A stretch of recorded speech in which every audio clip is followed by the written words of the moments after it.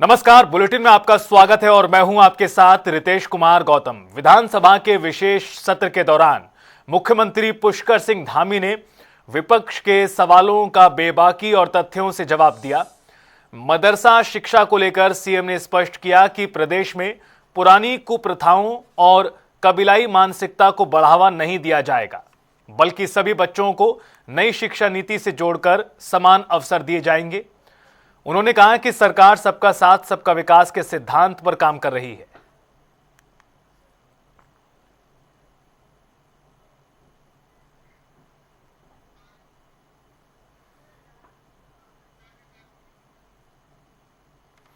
तो आपको बता दें कि मुख्यमंत्री पुष्कर सिंह धामी ने विधानसभा के स्पेशल सेशन में जो विपक्ष द्वारा आपत्तियां या सवाल उठाए गए थे उनका जवाब दिया है, जिसमें से मदरसा शिक्षा को लेकर सीएम धामी बोले कि नई शिक्षा पद्धति से बच्चों को समान अवसर प्रदान सरकार कराएगी और इस बाबत किसी भी तरह की भ्रामक चीजें फैलाई ना जाए। सीएम ने यह भी स्पष्ट कर दिया है, मदरसा शिक्षा कबीलाई शिक्षा या पुरानी शिक्षा की अनुमति नहीं है।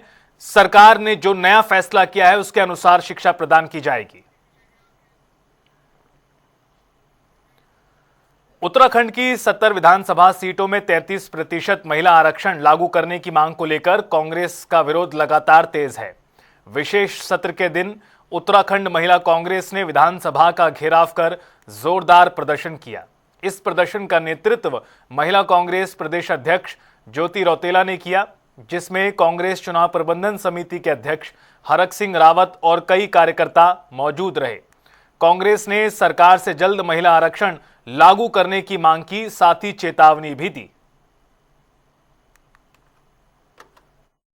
महिला कांग्रेस ने जो मांग आज रखी है, ये मैं सोचता हूं बहुत उचित है कि 2023 में जो सर्वसम्मति से विधानसभा में प्रस्ताव पास हुआ है महिलाओं को आरक्षण देने के लिए, पार्लियामेंट में आरक्षण देने के लिए, वो तत्काल लागू कर दिया जाए, क्योंकि उस पर राष्ट्रपति की भी मोहर लग चुकी है। क्योंकि परिसीमन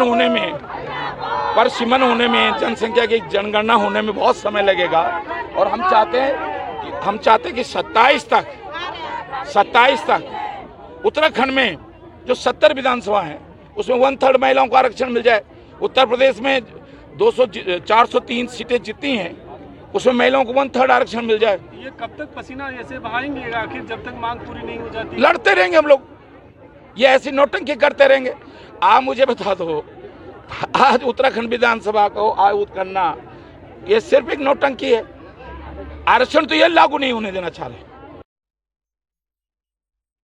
यहाँ सदन के अंदर सत्ता पक्ष विपक्ष आमने सामने है, तो वहीं विपक्ष आज सड़कों पर उतरा है और महिला कांग्रेस आज सड़कों पर उतरी है और 2027 के विधानसभा चुनाव में 70 विधानसभा सीटों पर 33% आरक्षण लागू करने की मांग जो है वो कांग्रेस के द्वारा की जा रही है। यहाँ पर चुनाव प्रबंधन समिति के अध्यक्ष हरक सिंह रावत भी पहुँचे हैं महिलाओं के साथ में और कई कार्यकर्ता महिलाएं जो है वो पहुंची हैं और यहाँ पर मांग की जा रही है। ये आप पीछे तस्वीरें देख रहे हैं, भारी पुलिस बल यहाँ पर मौजूद है और विधानसभा से पहले ही 500 मीटर पहले ही जो है बैरिकेडिंग लगाकर इन्हें रोक लिया गया है और यहाँ पर सड़कों पर बैठे काफ़ी देर तक पुलिस और कांग्रेस के जो कार्यकर्ता हैं उनके बीच में काफ़ी जद्दोजहद और गहमा गहमी का जो है वो बनी रही और जो बैरिकेडिंग को लांघना चाहते हैं, लेकिन अभी जो है गाड़ियाँ पहुँच गई है, कुछ को गाड़ियों में बिठाया जा रहा है और उन्हें जो है यहाँ से डिटेन किया जा रहा है और यहाँ पर सड़कों पर नारे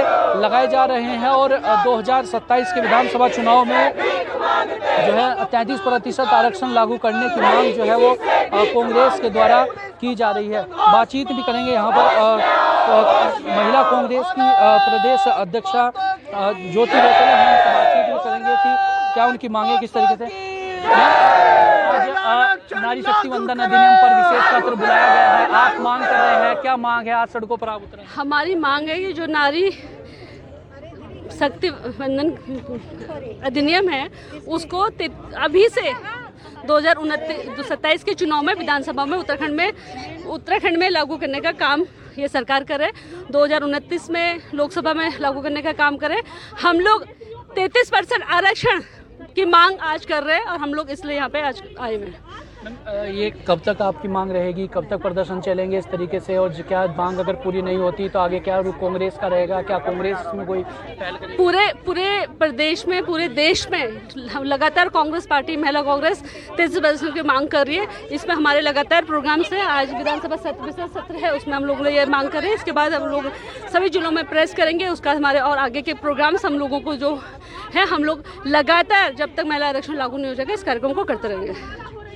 तो यहाँ पर आप देख रहे हैं कि इस तरीके से जो है महिला कांग्रेस आज प्रदर्शन कर रहे हैं, और उत्तराखंड में 2027 में जो विधानसभा चुनाव होने हैं 70 विधानसभा सीटों पर, उसमें 33% आरक्षण लागू करने की मांग जो है महिला कांग्रेस के द्वारा की जा रही है, कांग्रेस के द्वारा की जा रही है। तो ऐसे में अब आगे और भी ये प्रदर्शन चलेंगे, और 2 महीने तक का टारगेट जो है कांग्रेस ने रखा है कि 2 महीने तक लगातार इसी तरीके से प्रदर्शन चलते रहेंगे। अब आगे देखना होगा कि आगे किस तरीके के प्रदर्शन और भी रहते हैं, और 33% आरक्षण जो लागू करने की मांग कांग्रेस पार्टी कर रही है वो मांग कितनी पूरी होती है।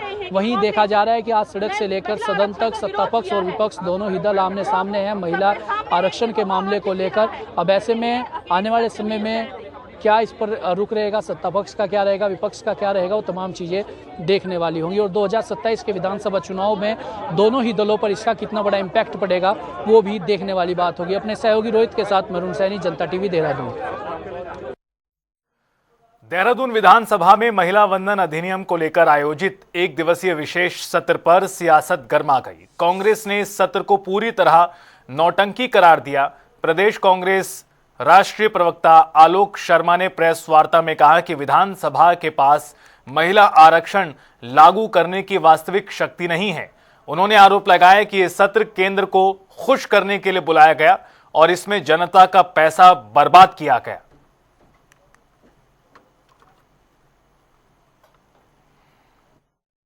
मुझे लगता है धामी साहब को रामायण देखनी चाहिए। प्रसार भारती ने बनाई थी, भारत रत्न राजीव गांधी जी के निर्देश पर, ताकि रामायण पूरा देश देख सके। रामायण में रथ पर चलकर कौन चलता था? रथ पर रावण चलता था, और रथ पर एक रथ यात्रा भी भाजपाइयों ने निकाली थी। तो कौन आडवाणी जी की हम तुलना आज रावण से करें वो ठीक नहीं लगता है, लेकिन वो लोग रथ पर चलने वाले हैं, हम जमीन पर चलने वाले हैं, हम संघर्ष करने वाले हैं। हम तो केवल ये कहेंगे कि अंकिता भंडारी को न्याय जिस दिन दिला दो धामी जी, उस दिन महिला सशक्तिकरण की बात करना, उससे पहले आपको कोई अधिकार नहीं।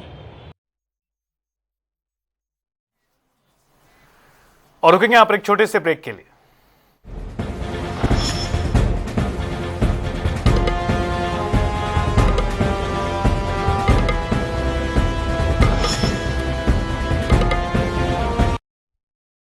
सितारगंज में पूर्व मुख्यमंत्री हरीश रावत का जन्मदिन ब्लॉक कांग्रेस कमेटी की ओर से सिडकुल स्थित निजी होटल में केक काटकर मनाया गया। इस अवसर पर पूर्व विधायक नारायण पाल ने उन्हें शुभकामनाएं देते हुए उनकी लंबी उम्र और उत्तम स्वास्थ्य की कामना की और उन्हें उत्तराखंड का विकास पुरुष बताया। कार्यक्रम में यूथ कांग्रेस और NSUI के कार्यकर्ता बड़ी संख्या में शामिल हुए। रावत जी को लेकर माननीय श्री हरीश रावत जी का जन्मदिन था। हमारा यूथ कांग्रेस और NSUI सभी लोगों ने मिलकर बहुत ही हर्षोल्लास के साथ माननीय हरीश रावत जी का जन्मदिन मनाया है। वो एक युवाओं की उम्मीद है, इसलिए युवाओं को बहुत जोश है माननीय हरीश रावत जी के नाम पे, और सभी उनकी लंबी उम्र की कामना करते हैं। और सभी का कहना है कि उनका समय समय पे सबको मार्गदर्शन मिलता रहे। ईश्वर से यही कामना है कि का जन्मदिन है, और ये हम करीब जो हमारे युवा नेता हैं NSUI के, युवा कांग्रेस के हैं, हम सभी लोगों ने उनका जन्मदिन मनाया। और रावत जी उन्होंने बड़ी परिश्रम भी किया, त्याग भी किया। अगर उनके जीवन के बारे में अगर हम लोग जानेंगे तो ऐसा लगेगा कि वो संघर्षों से ही आए और बहुत कम एज में विराट कोहली ने आज भी संघर्ष कर, उनके संघर्ष करने की जो शैली है तो उससे हमें सबक लेना चाहिए और हमें संघर्ष करना चाहिए। रुद्रपुर में विकास को नई रफ्तार देने के लिए शहरी विकास मंत्री राम सिंह कैणा ने नगर निगम परिसर में 13 करोड़ 22 लाख रुपए की लागत की योजनाओं का शिलान्यास किया। इन योजनाओं के तहत सड़क, नाला, पार्क और अन्य बुनियादी सुविधाओं से जुड़े कार्य हैं। मंत्री ने कहा कि सीएम पुष्कर सिंह धामी के नेतृत्व में रुद्रपुर तेजी से विकास की राह पर आगे बढ़ रहा है और शहर को आधुनिक बनाने के लिए संसाधनों की कोई कमी नहीं रहने दी जाएगी। इस मौके पर महापौर विकास शर्मा ने सभी परियोजनाओं को समय पर पूरा करने का भरोसा दिलाया। और पूरे देश में नरेंद्र मोदी जी के नेतृत्व में हर नगर में, हर गांव में, हर गली में, हर मोहल्ले में विकास की योजनाओं को हमने पहुंचाने का काम किया है। और आज जहां पर जिस स्पॉट पर हम खड़े हैं, ये त्रिशूल चौक हमारी भारतीय जनता पार्टी की सरकार और यहाँ के मेयर और हमारे सरकार के आशीर्वाद से यहाँ पर सुंदर एक चौक बना है। इसके लिए मैं अपने मुख्यमंत्री जी को धन्यवाद देना चाहता हूँ और अपनी पार्टी के मेयर को धन्यवाद देना चाहता हूँ, अपनी सरकार को धन्यवाद देना चाहता हूँ कि सुंदर प्रयास रुद्रपुर को सुंदर बनाने के लिए, यहाँ के सौंदर्यीकरण के लिए, यहाँ के जीर्णोद्धार के लिए माननीय मेयर साहब और हमारी सरकार लगातार प्रयास करती है। निश्चित रूप से माननीय पुष्कर धामी जी के नेतृत्व में जब से हमारी सरकार पूरे प्रदेश में बनी है, हम हर नगर को और हर शहर को और हर गांव को, हर गली को, हर मोहल्ले को और हर पंचायत स्तर पर हमारी सरकार पहुंच करके गांव के विकास और शहर के विकास के लिए रात दिन प्रयास कर रही है। ज्वालापुर फल सब्जी मंडी में भारतीय खाद्य सुरक्षा एवं मानक प्राधिकरण और खाद्य सुरक्षा आयुक्त उत्तराखंड के निर्देश पर ताबड़तोड़ छापेमारी की गई। उपायुक्त आर.एस. रावत के नेतृत्व में टीम ने थोक और फुटकर विक्रेताओं की दुकानों पर पहुंचकर आम, केला, तरबूज समेत फलों की बारीकी से जांच की। जांच के दौरान 8 खाद्य नमूने लिए गए, जिन्हें परीक्षण के लिए रुद्रपुर लैब भेजा गया। रात की बात यह रही कि कहीं भी कैल्शियम कार्बाइड या हानिकारक कृत्रिम रंगों का इस्तेमाल नहीं पाया गया। हालांकि एथिलीन गैस सप्लाई करने वाली कंपनियों और पाउच निर्माताओं को नोटिस जारी कर जरूरी दस्तावेज तलब किए गए हैं। विभाग ने साफ संदेश दिया कि उपभोक्ताओं के स्वास्थ्य से किसी भी तरह का समझौता बर्दाश्त नहीं किया जाएगा। चारधाम यात्रा और गर्मियों के सीजन में जो है आर्टिफिशियल जो केमिकल है, उनसे जो खाद्य पदार्थ पकाने की जो शिकायतें मिल रही हैं या जो संदेह रहता है, उसी क्रम में आयुक्त महोदय ने स्पष्ट निर्देश दिए हैं कि प्रत्येक मंडी और प्रत्येक जो फ्रूट्स एंड वेजिटेबल मार्केट है उसकी जांच की जाए।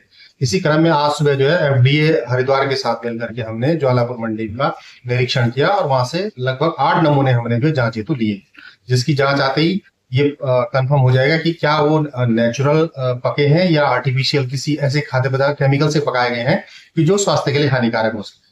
और जिस हिसाब से रिपोर्ट आएगी उस हिसाब से आगे की कार्रवाई की जाए।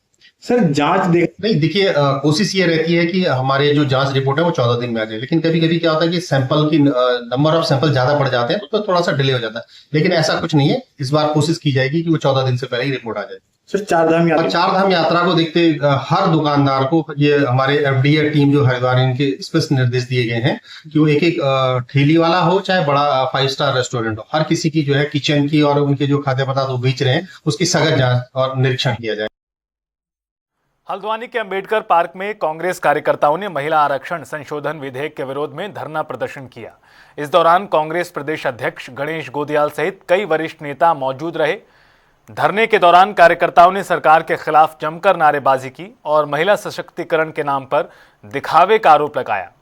कांग्रेस प्रदेश अध्यक्ष ने कहा कि उत्तराखंड की सभी 70 विधानसभा सीटों में 33% महिला आरक्षण लागू किया जाना चाहिए और विधानसभा सत्र में कांग्रेस इस मुद्दे को मजबूती से उठाएगी। राज्य सरकार भारतीय जनता पार्टी की राष्ट्रीय यूनिट और राज्य की यूनिट, ये सब मिलकर महिला आरक्षण के नाम पर जो झूठ थोपना चाहते हैं और 2023 में पारित बिल को जिस प्रकार से कमज़ोर करना चाहते हैं, उस बात के विरोध में कांग्रेस पार्टी सदन से और सड़क तक संघर्षरत है। सदन में ये लड़ाई हमारे नेता प्रतिपक्ष श्री यशपाल आर्य जी के नेतृत्व में हमारे सभी विधायकगण इस लड़ाई को लड़ रहे हैं और सड़कों पर हमारे तमाम कांग्रेस जन राहुल गांधी जी के आह्वान पर इस लड़ाई को लड़ रहे हैं। हम सरकार से स्पष्ट रूप से मांग कर चुके हैं कि सरकार देश के लोगों की आंखों में झूठ का धूल झोंकने की कोशिश न करे, ये धूल न झोंके और जो 2023 में महिला आरक्षण बिल लागू हुआ उसी के प्रावधानों के तहत महिला आरक्षण लागू करे। सरकार ने जो 2023 में महिला आरक्षण जिसे पहले कांग्रेस ने पास किया था और 23 में भारतीय जनता पार्टी की सरकार ने पास किया और पास करने के बाद कह दिया कि 10 साल बाद लागू करेंगे। तो हम कहना चाहते हैं महिलाओं को आरक्षण देने के मामले में अगर भारतीय जनता पार्टी गंभीर है तो उस आरक्षण को तत्काल लागू किया जाए, उसमें कोई व्यवधान थोड़ी है, वो तो पास है, खाली राष्ट्रपति के यहाँ से जाके उसको कानून बनना है और लागू होना है। साफ साफ महिलाओं के सामने जो चीज़ें आ रही हैं पूरी तरह से खिलवाड़ हो रहा है। जो लागू बिल हो गया था 2023 में, उसके बाद पुनः फिर से डिलिमिटेशन और जो सेंसस को लेकर जो भारतीय जनता पार्टी करना चाह रही है महिला आरक्षण के नाम पर, उसको विपक्ष ने पूरी तरह से विफल कर दिया है और इसी वजह से ये जो बौखलाए हुए इनकी बौखलाहट पूरे देश के अंदर दिख रही है। साफ साफ एक ही बात कहना चाहूँगी एक ही लाइन पे, अगर आप महिला हितैषी हैं और महिलाओं को सच में विधानसभा में और संसद में जगह देना चाहते हैं। उत्तराखंड में चारधाम यात्रा 19 अप्रैल से शुरू हो चुकी है, जिसके तहत कमर्शियल वाहनों के लिए ग्रीन कार्ड अनिवार्य कर दिया गया है। परिवहन विभाग की ओर से जारी इस व्यवस्था के तहत वाहन के सभी दस्तावेज, लाइट, इंडिकेटर और जीपीएस सहित सुरक्षा मानकों की गहन जांच के बाद ही यात्रा की अनुमति दी जा रही है। किसी भी कमी पर वाहन को यात्रा से रोका जा रहा है। आरटीओ विभाग ने 29 मार्च से ही ग्रीन कार्ड बनाने की प्रक्रिया शुरू कर दी थी। यात्रा के दृष्टिगत 30 मार्च से माननीय परिवहन मंत्री जी ने हरिद्वार कार्यालय से ग्रीन कार्ड पोर्टल का शुभारंभ किया था और तब से ग्रीन कार्ड जो है वो बनना शुरू हो गए हैं। जो भी वाहन हैं, कमर्शियल वाहन हैं जो चारधाम यात्रा के लिए जाते हैं, उनके लिए ग्रीन कार्ड बनना आवश्यक है। इसमें हरिद्वार उपसंभाग में लगभग 3900 ग्रीन कार्ड अभी तक बन चुके हैं और रुड़की उपसंभाग में लगभग 1000 ग्रीन कार्ड बन चुके हैं। तो लगभग 5000 के करीब ये संख्या अभी तक हमारे जनपद से हो गई है। देखिए, अभी जो हमारे जो डेटा है जो अभी मैंने आपको दिया लगभग 5000 का, इसमें मोस्टली जो है वो लोकल उत्तराखंड नंबर की गाड़ियां हैं जो पहले ही अपना ग्रीन कार्ड बनवा लेती हैं। अब जो वाहन आएंगे वो बाहर के वाहन आएंगे, तो ऑलमोस्ट लोकल की सारी गाड़ियों के लगभग बन ही गए। अब बाहर के जो भी वाहन आएंगे उनके लिए हमारे जनपद ये हमारे जो स्टेट के प्रवेश द्वार नारसन में सुविधा दी गई है। उसके बाद फिर हमारे यहाँ हरिद्वार कार्यालय में भी सुविधा है, ऋषिकेश में सुविधा है। अगर वो एक्सप्रेस वे से आ रहे हैं तो भी उनके लिए कटापत्थर विकास नगर में ये सुविधा दी गई है। तो ऐसे बहुत सारे ग्रीन कार्ड के केंद्र हैं जहाँ पे जो भी बाहर की गाड़ियाँ हैं वो आसानी से आके अपना ग्रीन कार्ड बनवा सकते हैं। अभी जो लोकल ग्रीन कार्ड्स हमारे बन रहे हैं वो तो पूरे यात्रा सीजन के लिए हैं और अभी जो बाहर के ग्रीन कार्ड्स हैं वो अभी 15 दिन की वैलिडिटी के लिए बन रहे हैं। और आपको एक बड़ी जानकारी से रूबरू करा दें, इस वक्त की बड़ी खबर, बड़ी जानकारी। बुलडोजर कार्रवाई पर सवाल हुए हैं, बवाल हुआ है। बिना नोटिस दुकानों पर कार्रवाई की कोशिश यहां की गई है। मजदूरों में भारी आक्रोश, विरोध हुआ तेज। विधायक ममता राकेश मौके पर पहुंची। तस्वीरें देखिए। अधिकारियों को विधायक ने फटकार लगाई, कार्रवाई को रुकवाया। हस्तक्षेप के बाद रुकी बुलडोजर कार्रवाई। प्रशासनिक टीम को वापस लौटना पड़ा। पर विरोध जताते हुए हल्ला बोल किया। इलाके में काफी देर तक तनावपूर्ण हालात रहे। भगवानपुर का पूरा मामला, जहां बिना नोटिस दुकानों पर कार्रवाई, बुलडोजर कार्रवाई की जा रही थी, लेकिन यहां पर हंगामा हो गया। मौके पर विधायक पहुंची और अधिकारियों को भी फटकार लगाई। जानकारी के अनुसार विधायक के हस्तक्षेप के बाद बुलडोजर कार्रवाई को फिलहाल रोका गया।